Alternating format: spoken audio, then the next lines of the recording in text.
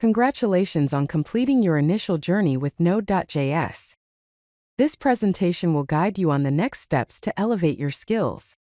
Your journey continues with frameworks, databases, and cloud platforms. After mastering the fundamentals of Node.js, it is time to explore web frameworks. These frameworks provide structure and tools to build web applications more efficiently. Here are some popular choices. First is Express.js, which is a minimal and flexible web framework. Next up is Fastify, known for being a fast and low-overhead framework. And lastly, Koa.js is a next-generation framework created by the same team behind Express. Here is a basic example of setting up an Express.js server. First, we declare a constant variable called express and assign to it the result of calling require with the string express. Then we declare a constant variable called app and assign it to the result of calling the express function. After that, we set up a basic route by calling the get function on the app object, passing it the string / and a callback function with request and response as parameters. Inside the callback function, we call the send function on the response object, passing it the string hello world. Lastly, we start the server.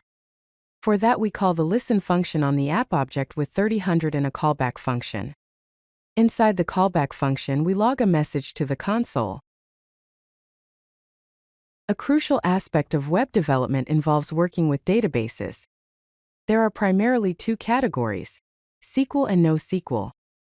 SQL databases include PostgreSQL, MySQL, and SQLite. NoSQL databases include MongoDB, Redis, and CouchDB. Here's how to connect to MongoDB using Mongoose, which is an object data modeling library for MongoDB and Node.js.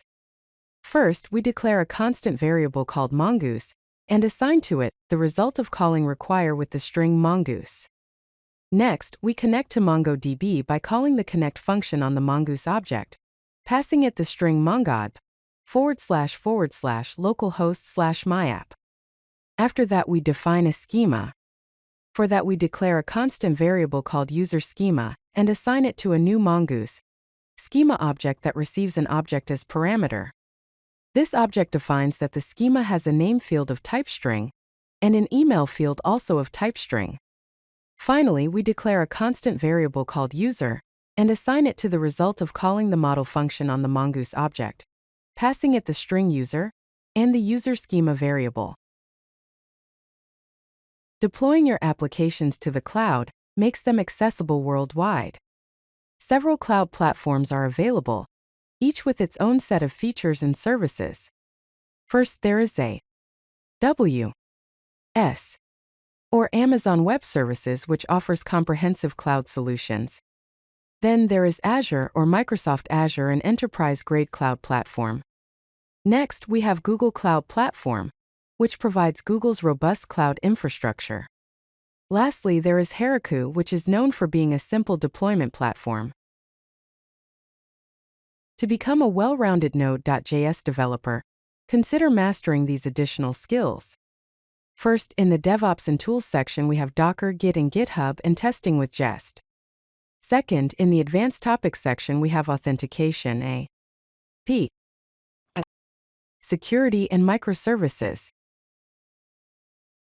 To summarize, here is a focused learning path to enhance your Node.js skills. First, select a framework such as Express.js or Fastify. Then, learn a database technology like MongoDB or PostgreSQL. And finally, practice deploying your applications on cloud platforms.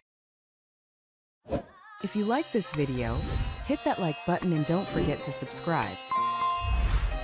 Visit CodeLucky.com for more such useful content.